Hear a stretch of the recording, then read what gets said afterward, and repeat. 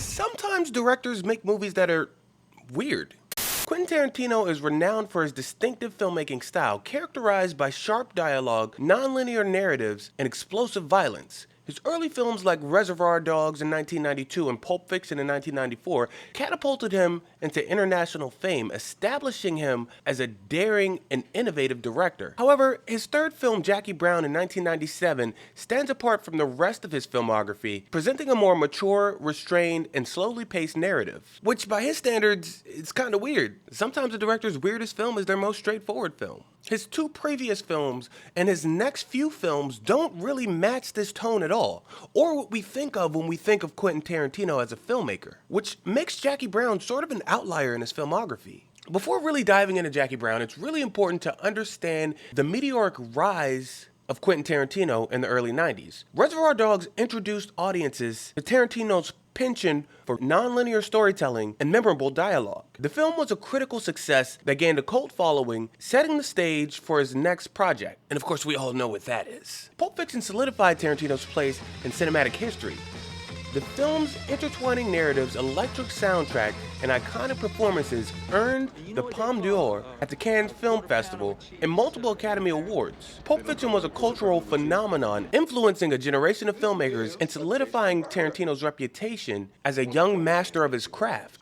Following Pulp Fiction, Tarantino faced immense pressure to deliver another groundbreaking film. Rather than attempting to outdo himself with another crime epic, he instead chose to adapt Elmore Leonard's novel Rum Punch into Jackie Brown. This decision was a conscious effort to create a more mature, subdued film, diverging from the stylistic excesses that have become synonymous with his name. Jackie Brown is the only of Quentin Tarantino's films to be adapted from another writer's work, and the film showcases his respect for Elmore Leonard's storytelling. Leonard is known for his sharp dialogue and richly drawn characters, and that provided the perfect canvas for Tarantino to explore a different facet of filmmaking, all the while still infusing the story with his own unique directorial voice. The title character, Jackie Brown, played by Pam Grier, is a far cry from the caricature figures of Tarantino's other films. She's a middle-aged flight attendant struggling with financial instability and the threat of imprisonment. Her character is defined by her intelligence, resilience, and vulnerability, making her one of Tarantino's most complex and human protagonists. Similarly, Max Cherry, the bail bondsman played by Robert Foster, is a character steeped in quiet dignity and moral ambiguity. His interactions with Jackie are marked by a genuine emotional connection and understated tension, a stark contrast from the bombastic relationships often seen in Tarantino's other work. You and I have unfinished business. Baby, you ain't kidding. Even the antagonist of this film, Ordell Robbie, portrayed by Samuel L. Jackson, while still menacing, is more layered and nuanced than the typical Tarantino villain. His menace is tempered by moments of vulnerability and pragmatism, adding depth to his character. If you had to do it, then you had to do it, right? Unlike the larger-than-life characters in Pulp Fiction, the characters in Jackie Brown are more grounded and relatable, each grappling with personal dilemmas and moral ambiguities. This is the type of film that a more quote-unquote mature filmmaker would make towards the middle of their career, and yet Tarantino decided to make it for his third time out. And it's so noticeably different from what he had done before that a lot of people didn't really know what to make of it. The dialogue in Jackie Brown is noticeably different from Tarantino's usual fare. While it still retains his sharp wit and ear for conversation, it's less frenetic and more character-driven. I could give you a lift home if you like. The characters discuss their personal lives, their aspirations, their fears in a way that feels organic and unforced, which allows for deeper character exploration and emotional resonance. Now, in all of his other work, Tarantino has a way of making the unnatural feel natural. And what's Fonzie like? Come on, Yolanda, what's Fonzie like? Cool. What? Cool. Correctamundo. But the dialogue in this film just feels natural. For instance, the scenes between Jackie and Max are filled with unspoken emotion and subtle exchanges. Their conversations are slow burning, building a connection based on mutual respect and understanding. The pacing allows the audience to invest in their relationship, making the stakes feel higher and the characters feel more relatable. These scenes are filled with a different type of subtext than Tarantino normally puts into his dialogue. Now compare that with the lengthy monologues and dialogues that are usually sprinkled throughout Tarantino films. What country you from?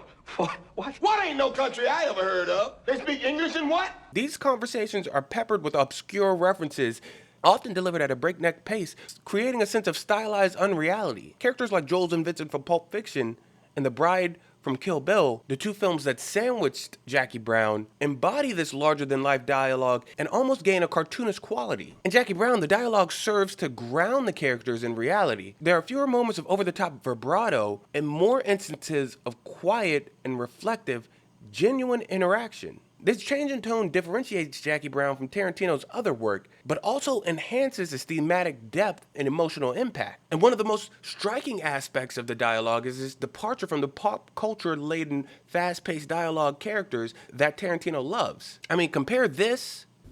Silly rabbit. Tricks are for kids. ...to this. You never got into the whole CD revolution? Oh, I got a few, but I can't afford to start all over again. I mean, I've invested too much time and money in my albums. Just listening to it alone, it feels different. But beyond the dialogue, beyond the characters, and beyond the screenplay, the film just feels different from a typical Tarantino film. And from a technical aspect, it is. It's Tarantino's only film that's not shot anamorphic, which further strips back the style that we're used to seeing with him. By choosing spherical lenses, Tarantino achieved a more naturalistic look and less stylized visual presentation. The use of spherical lenses also allow for greater flexibility in framing and composition, allowing Tarantino to capture more intimate details and performances from his actors. Guillermo Navarro took on the role of cinematographer for this film. His cinematography in this film features more straightforward and naturalistic lighting, and this approach grounds the film in a sense of realism, emphasizing each character's interactions over a visual spectacle. Tarantino's directing in Jackie Brown also reflects a more measured approach. He focuses on building tension through dialogue and character development rather than relying on his kinetic energy and rapid pace in his earlier films. The camera work is less frenetic, with longer takes and smoother transitions, allowing scenes to breathe and characters to unfold naturally. The visual style of Jackie Brown reflects its thematic focus on realism and character depth. This intentional departure in style is not just so he could be different. It matches the story. His direction is marked by subtlety, allowing performers like Pam Grier and Robert Foster to deliver standout performances in their career and bring depth and authenticity to their roles. Even the pacing of the editing is completely different from anything that you would see in a Tarantino film. His editor, Sally Menke, has a way more deliberate approach than the energetic one that she took with Pulp Fiction and Reservoir Dogs. Menke's editing allows the scenes to breathe, focusing on the characters and building tension gradually. This film is a slow burn, but at the same time, the editing avoids unnecessary bloat and is way more straightforward than you would usually see in a Tarantino film. For the most part, it's a straightforward narrative rather than a non-linear one. Even the brief moment of non-linear storytelling is far different from what he would do before. It's just switching perspectives to allow for more character development. You can also see the change in his use of music. Although he still uses music heavily, it's a lot less in your face and a lot more in line with the emotions of the characters.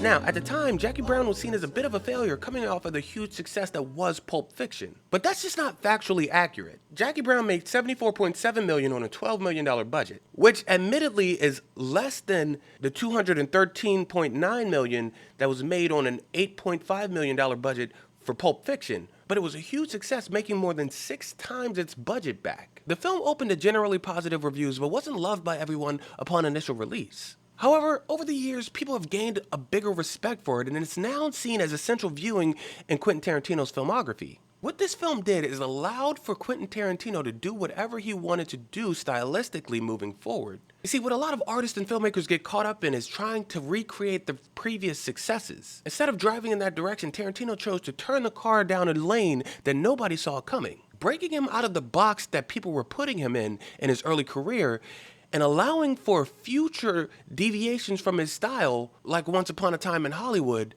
with its slower and more laid-back pacing, and Death Proof with its more heavily exploitation style.